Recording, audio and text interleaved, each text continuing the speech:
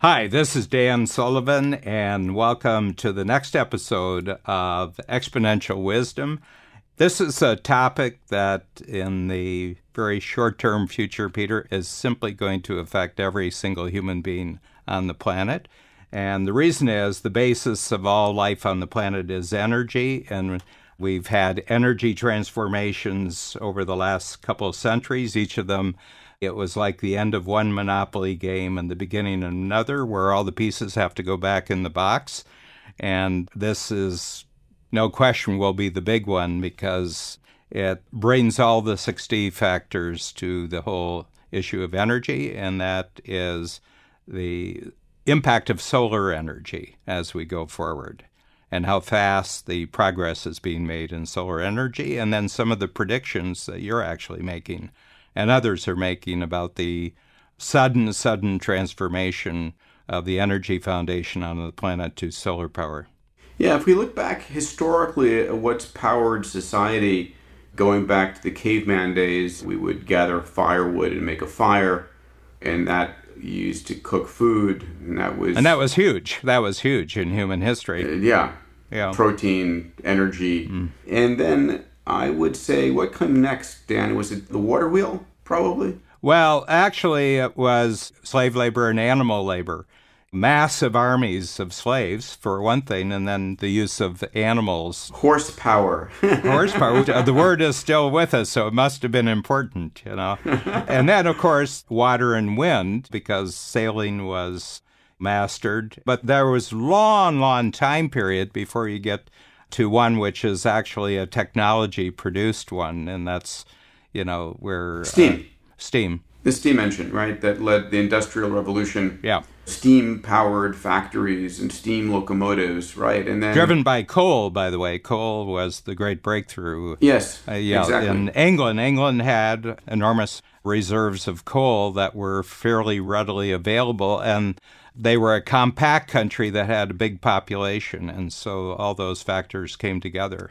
And then we can't forget there was tallow and whale oil powering lights, and I mean really expensive sources of energy. You'd have to slaughter a whale and get whale oil and so forth. And it was rational optimist Matt Ridley who does a great story on the reducing cost of per lumen, that it used to be like, you know, a day's work to get an hour of light, and today it's down to microseconds of work to get from an LED the power of light. But then we went from coal-powered steam to oil and gas and nuclear.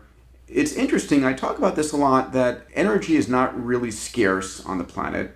Technology is the force that takes what used to be scarce and makes it abundant. And the examples I use for this is if you went back 30 years ago and said oil was scarce, we had oil-driven politics around the world, the gas lines, when price per barrel went up, and scarcity plays and all of that BS. And then I remember reading about how the oil industries discovered these vast oil reserves under the ocean floor. And then they learned how to go 5,000 feet below the ocean floor, then drill sideways for another 5,000 feet or 5,000 meters, whatever it was. And that technology for deep ocean drilling just created a huge amount of oil available. And then the next technology that took natural gas from being scarce to being abundant was fracking, putting aside the moral, ethical impacts on the environment. Just the notion that we can see a technology turn one form of energy from scarcity to abundance over and over again. And, you know, I love nuclear. I think we have the ability to create very safe nuclear, but I think the stigma and political process will never enable it. Yeah. I mean, the U.S. Navy has been using nuclear since the mid-'50s without an accident, you know. I mean, all the subs, all the aircraft carriers, and many of the other ships are all nuclear. They can literally run forever. People don't know that. It's only food that they need because they make their own water with the nuclear reactors. That's been going for 60 years without accident, so it shows. And the other thing is there were 2 3-mile island reactors, and one of them has been powering 20 to 30,000 homes ever since the original accident, you know, so, yeah. And the original nuclear designs for power plants were so Baroque and ancient, and there's so many better designs. We just sort of muddied that water so much. They were as good as they were capable of making them. At the time. At the time. Yeah. So, but ultimately, what's interesting is when you do the economics, the ultimate power source that powers everything on this planet, powers you and me, the plants, our cars, no matter what, is the sun, is solar. Even oil and gas is solar energy captured by plants or dinosaurs, converted into hydrocarbons deep in the ground that we now burn. And so if you do the numbers, today I don't have the exact numbers of how many gigajoules humanity uses during a year, but there's 8,000 times more energy that hits the surface of the earth from the sun than we consume as a species in a year's time. So there's plenty of energy. It's just not in a usable form yet, but there's incredible progress right now around the world. And what most people don't realize is that we're probably not more than 20 years away from having an all-electric economy. Yeah. And that's going to change everything. For those who are able to get to it. My feeling is, because I have a sense of the politics of situations, before we go too much further, I just tell you one of the big obstacles of a fast turnover is just the sheer amount of tax money that the governments make off of gas and oil. One thing I know about government, it doesn't give up its tax base very easily. Listen, I get the fact that the government is going to try and keep the oil and gas companies in place. I just think they're not going to have any customers. Yeah. And so it's interesting. I mean, I'll use a couple examples, right? So one of the largest consumers of petrochemicals are cars. Hundreds of millions of cars in the United States, hundreds of millions of cars around the world. And I used to think that these gas-guzzling cars, and the average car can last easily 30 years, right? You have on the road now lots of cars built in the early 90s, and you can maintain them for 10, 20, 30 years. And so I used to think, electric cars are going to come in slow, and all of the gas cars are going to be around in the gas stations and so forth. So we're going to have a need for oil and gas for the next 30 years. But that's changed in a heartbeat for me. And what changed it was our conversations at Abundance 360 this past year in January 2017, when I brought Jeff Holden on stage with me. Jeff's an A360 member. He is the chief product officer at Uber. He's in charge of AI there. He's in charge of autonomous cars. And he said, Peter, two things. Number one, all of the autonomous cars are going to be electric autonomous cars. They're not going to be gas-powered autonomous cars. They're going to be like Teslas. There's the Bolt, which is coming out of GM as an electric autonomous car in partnership with Lyft. So we're going to see all of these car sharing services, fully autonomous, fully electric, because it's much cheaper to operate and recharge. And it's going to be 10 times cheaper to have an autonomous electric car in your life than a gasoline car. So if it really is that much cheaper... Well, it's a 10 times factor because no technology changes, quickly replaces another technology unless you have a 10 times factor. Yeah. And it's got to be more than one 10 times factor. I mean, it's faster, it's easier, it's cheaper, and it's bigger, the result. So it's probably a 4 times 10. You got to have it in a whole bunch of areas, but you've got 3 areas already lined up in solar. One of them is the efficiency of the panels. The other one is the storage, how storage is increasing. And one of the aspects of storage is the batteries. Yeah. So these are each 10 times. So you have a convergence of 3 10 times technologies. So I think we're going to see, the prediction is that car ownership is going to be dead by 2025, which is fascinating. Yeah. Which means we no longer own a car. You own car as a service. You will have parked your car, sold your car, junked your car, because having a car in your driveway is going to be an inconvenience. Yeah. You're not going to use it because it's, am I going to get my car and have to find a parking spot? And we're getting rid of parking lots and parking spots because cars are autonomous now, and it's cheaper and better. And so if you don't have gas-powered cars anymore, that just cuts the legs out from underneath the oil and gas companies. Then the price goes up. because the demand goes down. Yeah. Yeah. Well, the really smart oil and gas companies are already crossing the bridge. I mean, they're expanding into renewables. Yeah. These are large corporations that look 30, 40 years down the road. They're not in the business of going obsolete. So if they notice a shift in the wind, they're going to adjust their sails properly. I just think that this shift of autonomous cars is happening much faster than anybody predicted, right? I was just reading this morning that Mercedes-Benz is partnering now to create an autonomous taxi service. Everybody's trying to find their niche. And by the way, it's going to destroy the automotive industry. Probably 2/3 of the car companies are not going to survive this. As it's presently constituted, yeah. First of all, this is news to you, but about 3 weeks ago, we bought a Tesla X. Oh, fantastic. Welcome to the family. We're probably very, very abnormal drivers because we have a 12-year-old BMW X5, which we liked. I mean, we loved it, but we've had it for 12 years and we've got 55,000 miles on it. Yeah, you don't drive very much. No, we don't. And there's a second part of not driving a lot. I don't drive at all. So people said, boy, are you going to love the Tesla? And I said, yeah, but I have to tell you, I'm a passenger.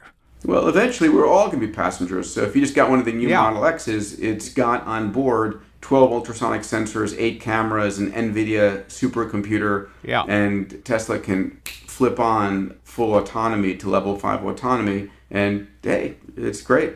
Yeah, and the only trip of any length that we have is to the cottage. That's right. You're Canadian now. Everybody's got a cottage. Having a cottage is close as Canadians get to having religion. You know, I mean, this is, the tears come out in their eyes and it rolls down. I mean, this is a unique culture around cottages up here. But here's the thing, Peter.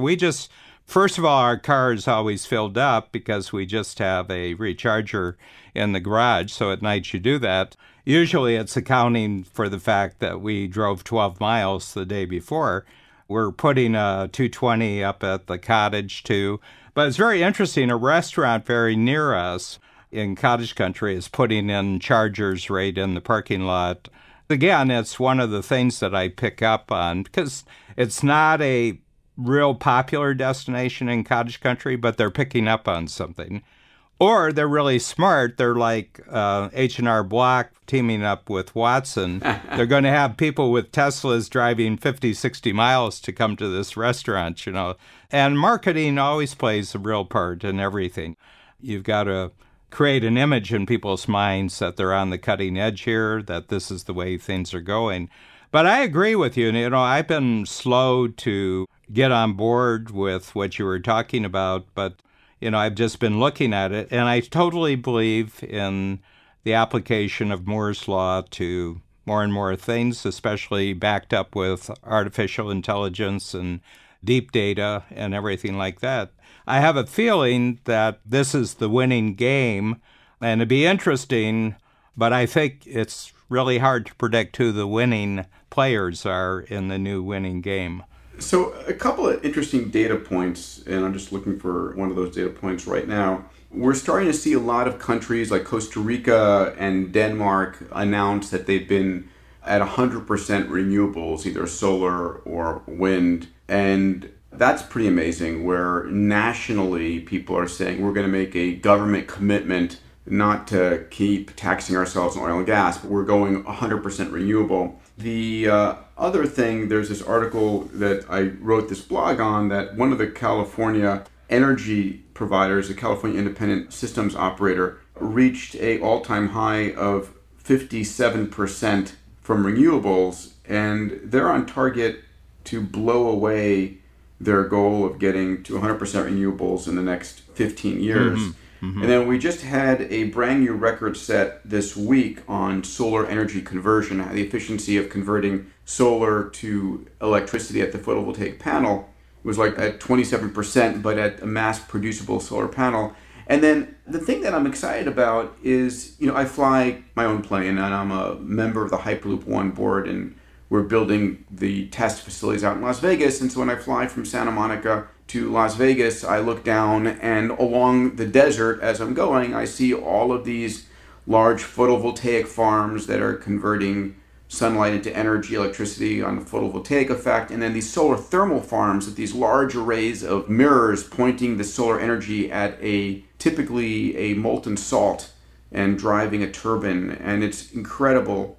And then I fly back into LA, and there's no room for these photovoltaic farms or these solar thermal farms. It's all roads, parking lots, and rooftops. And then you've got the government of France and a test going on in Normandy right now where they're actually turning kilometers of roads into photovoltaic farms. Yes. And then Tesla announces they're going to be rolling out their new roof tiles. Yes. Solar roof tiles. Yeah. Roof tiles and window glass seem to me to be such a natural that can be converted over very, very quickly. I mean, if they're good looking.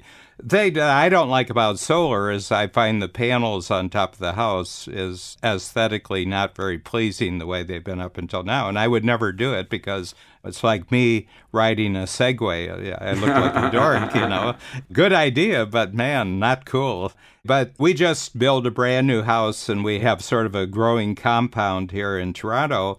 But we put in new tiles that last 50 years. And I said, too bad we didn't have the tiles right now. We would have put in solar tiles. If they were good looking, I mean, they have to meet what I like having on my house. But the other thing is just think of all the window glass in houses, office buildings, everything. They could all be generating electricity. 8,000 times more energy hits the surface than we consume. Yeah. So you don't have to convert a lot of it. No. I mean, the thing that makes it interesting, right? The government can tax all the oil and gas they want and try and make money, but if I can turn myself into an independent energy provider, yeah, and I can also charge my own car with what comes off my rooftop, then all of a sudden, government be damned, that whole energy economy just topples. Yeah. And I really think I am so ready. So the Trump administration recently sort of rolled back all of Obama's environmental issues, and I tweeted out and said, listen, if the government's not going to protect us, entrepreneurs need to. Yeah. And one way to say, okay, it doesn't matter what the rules are, if solar is 10 times cheaper than anything else, then everyone's going to use solar. Yeah. Well, the other thing, I mean, in fairness to my winning horse in the election, he did extend the 5-year credit for solar R&D. He was predicted that he wouldn't, but he did. And I always find the political loyalties of Silicon Valley very interesting to watch from afar. But the first person who got on board with Donald Trump was Elon Musk. He was up the Trump Tower and having a great talk. And I think, first of all, Trump really respects him because he's an entrepreneur and he's a risk taker. He immediately got him in on his council for being a scientific advisor. And why wouldn't he? Why wouldn't he? Until Elon said, President Trump, your plans to go to Mars are bullshit. So it's going to be an interesting situation. Yeah. But politics is one world, and the world Elon's living in is another world. That's for sure. Elon Musk is as unpredictable as Donald Trump's election was. So let's talk about something that you know a lot about, that I'm curious about. A lot of countries' economic viability is a result of their energy economy. Oh, yeah. Like Russia. Yeah. Parts of China, even parts of the United States, Canada. Vast parts of the Middle East. Of course. I mean, I should have mentioned that first. Saudi and Qatar. And so what happens all of a sudden when solar becomes a dominant play and the demand for oil and gas goes the same way as the demand for whale oil? Yeah, which disappeared very quickly. Yeah, and we see this over again. Kodak print film went boom off the cliff as digital took off. And so we see the same thing here. And what happens, it's a destabilizing effect if all of a sudden... Yeah, very much so. It's very destabilizing. I mean, it's very worrisome because you talk about the dependency on energy economy, but to a certain extent, all major countries, all economic countries, in their taxation platform. I mean, the biggest addict in any society is the government running the society. They're addicted to tobacco, they're addicted to alcohol, they're addicted to oil and gas, and it's because of the taxes. There's never a surplus of tax money sitting in any government treasury. They continually spending beyond their means. But I just looked it up because I knew we were going to talk about this. But the taxes that the feds and the states, and that doesn't even include the municipalities in the United States, because municipalities have taxes on gas, it's $500 billion at least of what is known a year. You get to talking about $500 billion, you're talking about real money. I really got a feel for this with the UK because we'll be off to London for 2.5 weeks, and we do this every May. And there's an institution in London that I really love, and it's the Black Cabs, because they're the finest and most knowledgeable cab drivers in the world. And I was just asking the driver, I said, how much are you paying for gas right now? Because they all have to gas up. He gave me the figures, but it was in pounds and it was in liters. So I had to go back and I worked it out at the hotel. But that day, the national price for the U.S. for a gallon of gasoline was around $2.49. Yeah. In American dollars, he was paying $11.30. Ouch. $11.30 for a gallon. Well, the price of the gasoline itself would not vary that much because there are production costs, but it was all taxation. Probably between 50 cents a gallon and $11.30, you're just talking about taxation. That's an addiction. That's a government addiction, that taxation. Wow. So that would be very, very disruptive if that were to suddenly disappear. Amazing. So they're going to have to go with a lot of other exponential technologies to lower costs in lots of other areas. Of course, one of the big ones is medicine. That's a huge cost.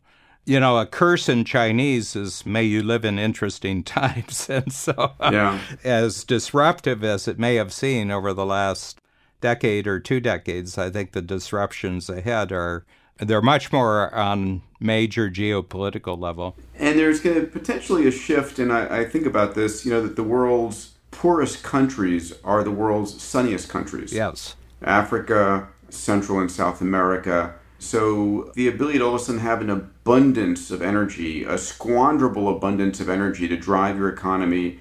And of course, if you have huge amounts of energy, you have huge amounts of clean water, and then you've got agriculture, and you've got healthcare, and so forth. So there might be an interesting sort of transformation of the global who's in lead players. Yeah, and I think that the other thing that you pointed to just a few minutes ago, Peter, is that generally energy has been very centralized and controlled by either major corporations or by major governments. But what solar does is, as the efficiencies get greater, the price drops, you can have local, independent, autonomous solar generation, certainly for villages. Yeah. And that takes the political leverage. Enormous manipulation happens politically worldwide over food, over energy, over water. And if you can make those things democratized, it takes away the manipulation.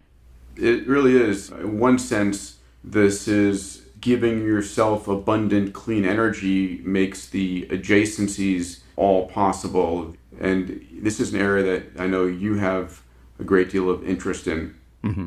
Well, the big thing, it's the self-empowerment of individuals, as many as possible, without outside coercion, which is the basis for a flourishing society. Yeah. Abundance is one thing, but you have to translate the abundance in such a way that large numbers of people can flourish as a result of the abundance. Yep. And again, I think the adjacent possibles that come out of an abundant energy economy and transform the world are going to be valuable. Yeah. And maybe a subject for our next conversation. Yeah, and I would say this, Peter, kudos to you, because I think for a long time you were, with your understanding of the exponential impact of technology, you called your areas very early. I became aware of you through the X Prize, because you never knew this, but in the early 50s, I was passionate about the jet planes like the Bell X-1, the Bell X-2, the Douglas skyrocket, and the pilots who were all combat pilots out of the Second World War. And they were breaking these speed records, and I had all the models, and I had all the pictures and everything. So I was very, very interested. And, they were heading towards when they could go into space. So I got really, really hooked on that when I was about 8 years old. So anyway, the thing I wanted to finish the thought there is that you were making these predictions based on just putting various factors together. One of them is the exponential law, which is partially represented by Moore's law, but that applied to so many different things. And you were making these predictions quite a long time ago when there wasn't evidence in the newspaper and you weren't getting daily news dispatches about the breakthroughs, and you were out there early. Well, I appreciate that, and I in turn am a student of Ray Kurzweil, who was out there even before me. Well, why don't we wrap this up? I think people who are trading on energy, looking at energy in the energy industry, there's a lot of change coming. It's going to impact how we live our lives, what is possible, the rise and falls of nations, and I think ultimately a rising of the tide of abundance, because abundant clean energy means abundant water, food, healthcare, all of these things. Yeah. What do you want to talk about next, pal, in our next session? Well, there's a thing that I came across. I had been doing this practically for the entire history of Strategic Coach, and it was just a concept I'm reading in a book by a wonderful writer by the name of Steve Johnson. I've finished one book, which is called How We Got to Now, and the second one is called Where Good Ideas Come From. But in both books, he mentions a concept which is called the adjacent possible. And I suddenly realized that this has been the operating method of my entire life in Strategic Coach, and how we create the concepts and how we get people to focus in on what's possible during each 90-day period of their life. And I'd like to just talk about this because virtually the entire technological world has been created out of people taking advantage of the adjacent possible. Let's do that. It's a fun subject, one I'm excited about too. All right. See you shortly. Take care.